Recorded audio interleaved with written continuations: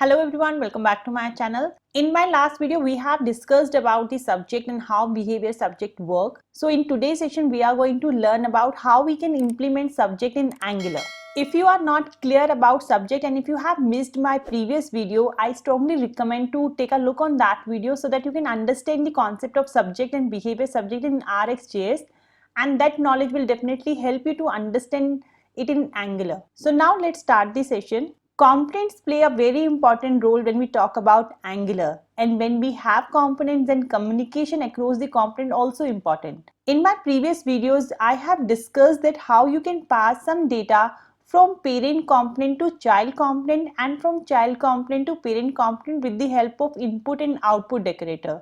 But sometimes we just don't want to communicate between parent and child. Sometimes the situation is that they are not parent and child, and still we want to share the data. For an example, if component 3 want to pass some data to component 6 or component 6 wants to pass some data to component 3, then we can easily do that with the help of input and output decorator. But what if my component 6 want to communicate to component 2 or component 4? Then here it is not sharing any parent-child relationship. So there are second way in Angular through which you can pass the data across the components, and that are through services. So there we can use the concept of subject that we have learned earlier. So now let's implement the concept of subject that we have learned earlier in Angular and see how it will help us to share the data across the component. So now let's assume we have this contact component, right? And I will create one more component with the name of notification that will be just the immediate child of my app component. So from contact component, I want to pass some data to my notification component, which is not sharing any parent and child relationship. So let's see how we can use that. So the concept of subject will remain same here, but we are going to use that with the help of service. So let's do that step by step. Flip to your editor. So the first step is let's create a service that will hold our subject. So I will use Angular CLI to create a service, and I'm giving it a name of notification. ng generate service notification. So now we can see that we have one service file. So the first step is you need to import subject from RxJS. Just make sure that you have installed this package as well. I have already installed as per my previous sessions. So now let's create our subject. So I'm creating one public variable here, giving it a name of notification subject equals to new subject. You can also define the type. Now to feed the data to the subject, we use next method, right? So we can create one method here that we will use in the component to send the data to this subject. I'm giving it a name like send notification, and it will give me some data from the component, and that data I need to pass to my subject. So if you want to pass some data to subject, we use next method, right? So here we can say this dot notification dot next, and we can pass this data, whatever I'm getting from the component. The next step is who will going to subscribe it. So my component will act like a subscriber who will consume this service. So we know the concept of service that we need to make an entry of this service in the app module. So just move to the app module.ts file, and here make sure that in the providers you have mentioned the service name. So first we need to import the service, and this name, the service name, you need to mention in the providers. So now my module also know about the service. So now let's move to the contact component, and here maybe I will have a form or I will have a text box where I will enter the data, and that value I want to pass to some another component. So what I'll do, I'll simply create one text box. You can say I'll say enter message, and here to hold the data of this form I will use template reference variable, and I will be having one button here. Let's create one event so that we can call the function.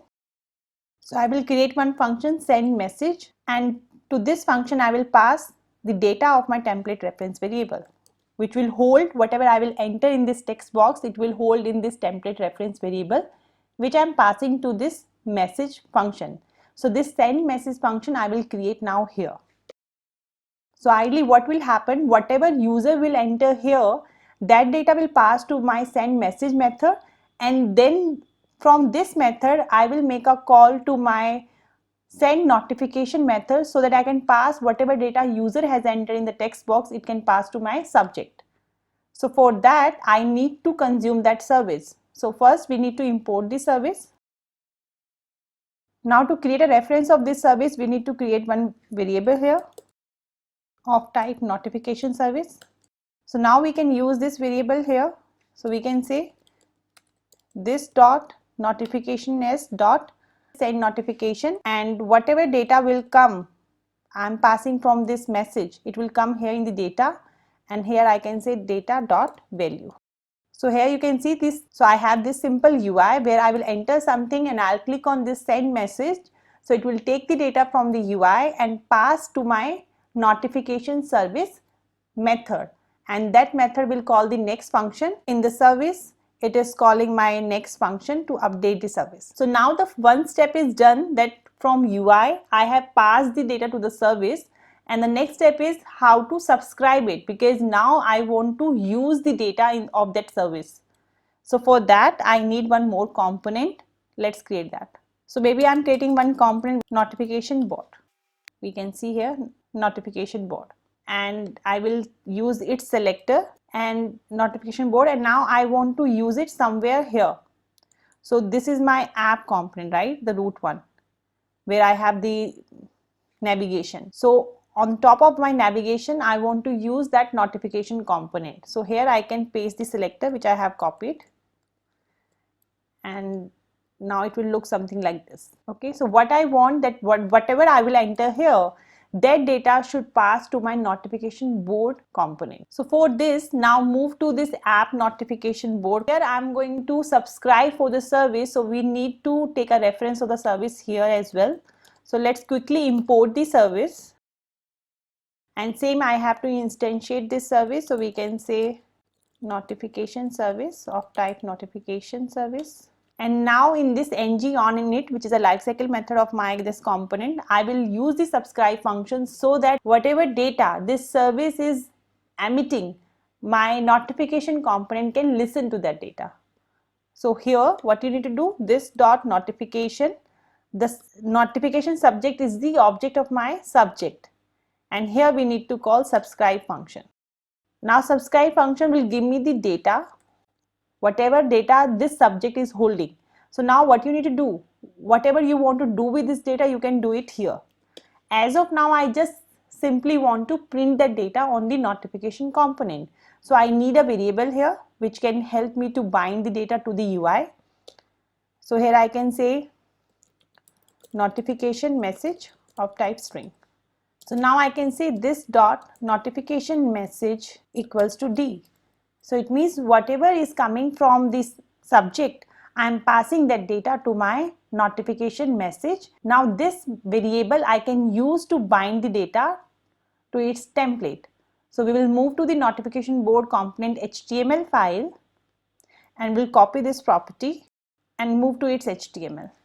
So now instead of saying notification board works, which is the default HTML here, I will replace and use data binding and paste that variable. Save the changes. So as of now, you can see there is nothing, right? Let's try by typing something here.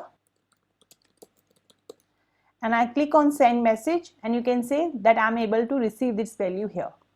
Okay, so now you can see from the contact component, I have passed some data to the notification component, which are not sharing any parent and child relationship, but still we are able to pass the data. Now even when you move back from another component, this data is still there. So let's quickly review what we have done. For this, simply I have created one service, and in this service, like as I told you, we just need to create a simple subject, and we need to create one function that we are going to call from the component from where we want to pass the data, because that function will internally call the next method to pass the data to my subject. That's all you need to do in this service file. Now you need to decide from where you want to pass the data and where you want to read the data. So for current situation, the contact component is passing the data. So I have created simple UI here, which will just communicate to my component to pass the data. I'm taking the input from the user, holding it in a template reference variable, and I'm passing to my component in a function send message. Now this send message function will call the functions that I have defined in my service with the name of send notification. So I have injected my service and then I make a call to that function. This part we have done. Now notification component wants to read that, so it will act like a consumer for me. So in the notification component, same way we need to inject the service, and here we will make a call to the subscribe function on my notification object, and then in the callback this notification subject will pass or give me the data which I am listening, and then this data I can use in my component accordingly. So for the current example, I am just giving this data to a variable which I am printing on its template. So this is the advantage of using service to share the data. Now suppose instead of passing data here, I also want to display it in the contact component itself. So what you can do, in the contact component you can also act like a consumer, right? We are passing the data, we can also read the data. So similarly, the way I have created a property in the notification component, similarly you can create one property here, giving it a name, maybe current message. And here you can say the same thing, this dot notification dot service object dot subscribe. And here I can initiate my class variable with this data. Now this property I can use to bind it on the UI. Let me wrap it in the container. And here I can say this current message property I can bind. Save the changes. And right now there is nothing, but let me type something. Stay at home. And you can see this time my data is also passing to the contact component and to the notification component. So I'm sharing the data across the component. This concept is very useful because in Angular always we will not share the data between parent and child. We have this kind of requirement where they are not sharing any common parent and still we need to pass the data. So there the subjects are very helpful. So now when you move away from other component and you will come back to contact, you will see the stay at home, which is my last emit, is visible on the notification component, but it's not here in the contact component. The reason being, I told you the difference between subject and behavior subject, if you remember. If you didn't aware about the difference between behavior subject and subject, then take a look on this video. I will provide the link in the description. And one more issue you can see here, initially there is no data, it's blank. So it's not looking good, right? We should have some default message. So this problem can be easily resolved with the help of behavior subject instead of using simple subject, because behavior subject has a concept of default value where you can pass some default value to your subscriber. So for this we are not going to make a lot of change. We simply just need to replace your subject service to behavior subject. So move to your service file. And now instead of subject, we just need to import behavior subject. So when you say behavior subject, you can see we get an error that behavior subject expect one argument, and that is the default value. So here I can say the default value is greeting from Nisha. Okay.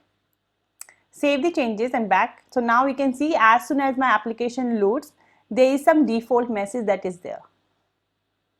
So this is because of behavior subject. Subject will not give you some default value. So now I am updating my message. Stay safe. Now when I click on send message, you will see it will update at all the places in my application wherever I am subscribing or I am listening to this service. Now if you move away from contact route to other route, you will see this is still there and it was also in subject, but now when you come back, you can see still it is holding the data here. And the reason being is the behavior subject always gives some data to the subscriber. Doesn't matter the subject has called the next function or not. It always had some data, either the default value or the last emit value. So this is the difference between subject and behavior subject, and definitely in Angular we use behavior subject a lot. And we can see the advantage of using it here. So I hope the concept of subject is clear in Angular. So this is all for today. I hope you have liked this video. So now let me know the topic for which you want me to make the next video. I will see you in the next video. Till then, take care, enjoy, and bye-bye.